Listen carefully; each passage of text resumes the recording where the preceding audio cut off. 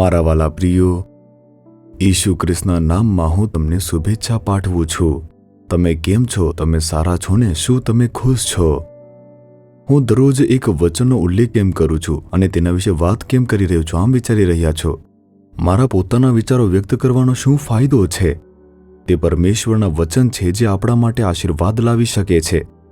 પ્રભુનું વચન, પરમેશ્વરના આત્મા દ્વારા લખાયેલ તે શબ્દ આપણા માટે આશીર્વાદ છે. તેમના વચન દ્વારા જ પરમેશ્વર આપણી સાથે વાત કરે છે, મજબૂત બનાવે છે, જીવંત કરે છે, આપણને સાજા કરે છે અને બચાવે છે. મહાન આશીર્વાદ. પરમેશ્વરનું વચન જાહેર કરવાનું ખૂબ જ મહત્વપૂર્ણ કારણ શું છે? ગીતશાસ્ત્ર 119 તેની પહેલી કલમ જુઓ. સીધે માર્ગે જનારાઓને તથા યહોવાના નિયમ પ્રમાણે ચાલનારાઓને ધન્ય છે. ધન્ય છે એટલે કે તેઓ ખૂબ જ આશીર્વાદિત લોકો છે. જો તમારું જીવન આશીર્વાદિત થવું હોય તો સીધે માર્ગે ચાલવું પડશે. એટલે કે તમારે નિર્દોષ જીવન જીવવું જોઈએ. તે કેવા પ્રકારનું જીવન છે? તે પ્રભુના નિયમમાં ચાલવા જેવું છે. તે પરમેશ્વરના વચન પ્રમાણે જીવવું છે. એટલા માટે પ્રભુ તેમના વચન દ્વારા તમારી સાથે વાત કરે છે. મારા જીવનની અંદર જે પણ પવિત્રતા છે અને જે ફેરફારો છે તે થવાનું કારણ પરમેશ્વરના વચન છે. કેટલાક માને છે સવારે ઉઠતાની સાથે બાઇબલ વાંચો તો આશીર્વાદ તેઓને મળશે. કેમ કે બાળપણથી આપણે આ સાંભળ્યું છે. આપણે માનીએ છીએ સવારે ઉઠતાની સાથે બાઇબલ વાંચો, પ્રાર્થના કરો તે પૂરતું છે. આપણે દરરોજ એક પ્રકરણ વાંચીને સંતુષ્ટ થઈ જતા હોઈએ છીએ. એવું નથી.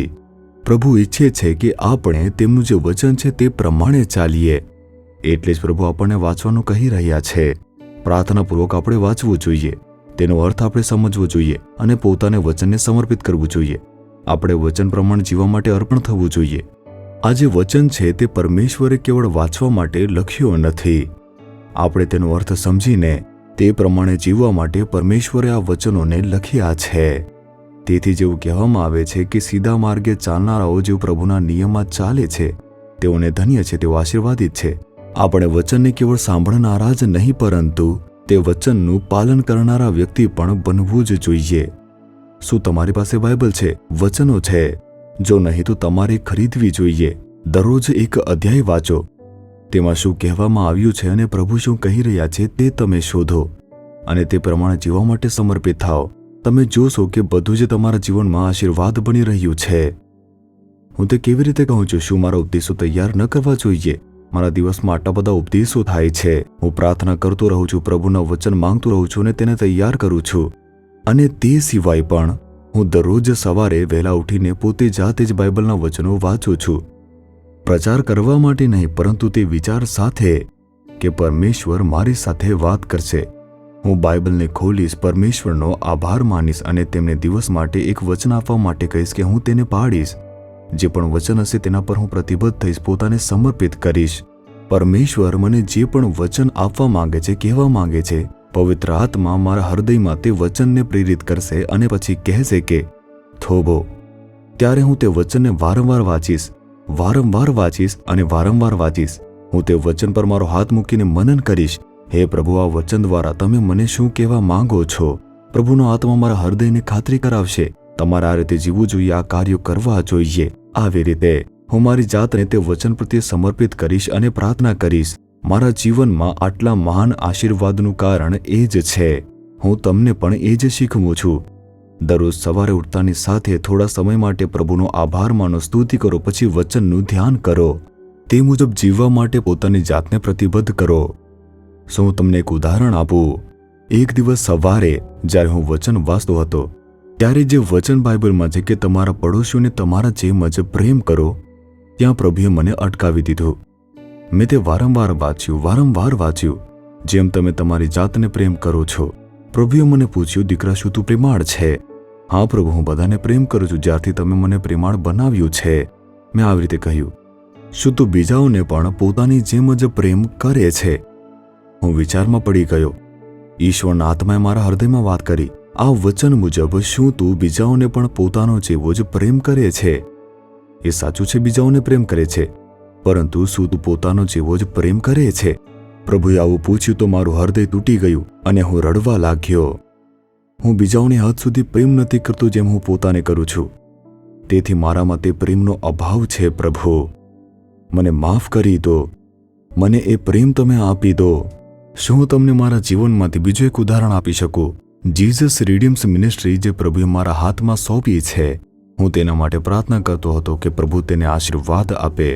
હું બીજાઓ માટે પણ પ્રાર્થના કરતો, જેમ કે અન્ય પાસ્ટર માટે પ્રાર્થના, ઘણા મિશનરીઓ માટે પ્રાર્થના અને જે અન્ય લીડર્સ છે તે બધા માટે પ્રાર્થના કરું છું.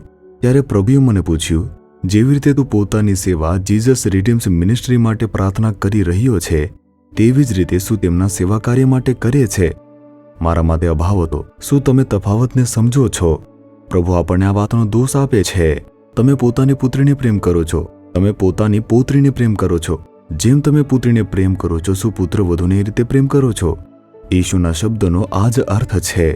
તમે માતાને પ્રેમ કરો છો, તમારી સાસુને મમ્મી કહો છો, પરંતુ જેમ તમે તમારી માતાને પ્રેમ કરો છો, શું તમારી સાસુને પણ પ્રેમ કરો છો?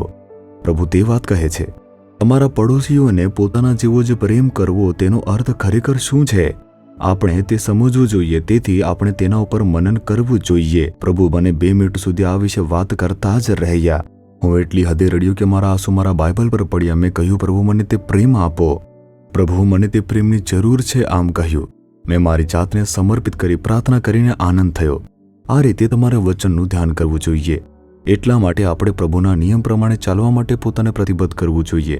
હવે જ્યારે હું કોઈ માટે પ્રાર્થના કરું છું, હું કેવળ કહેતો નથી પ્રભુ તેમને આશીર્વાદ આપો. તેના બદલે એક પ્રેમ સાથે અને ભાર સાથે તેમના માટે અને તેમની સેવા માટે પ્રાર્થના કરું છું. હું મારા સેવા કાર્ય માટે જેમ પ્રાર્થના કરું છું, તેવી જ રીતે સ્નેહની સાથે બીજાઓની સેવા માટે પણ પ્રાર્થના કરું. ઈસુ એવી જ અપેક્ષા રાખે છે. આ તે વચનનો અર્થ છે.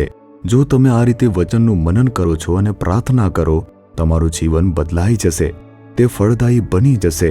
પ્રભુ તમને જોઈને આનંદ કરશે. તે તમને આશીર્વાદ આપશે, તમને ઉન્નત કરશે. તમે લોકો આજે શું કહેશો?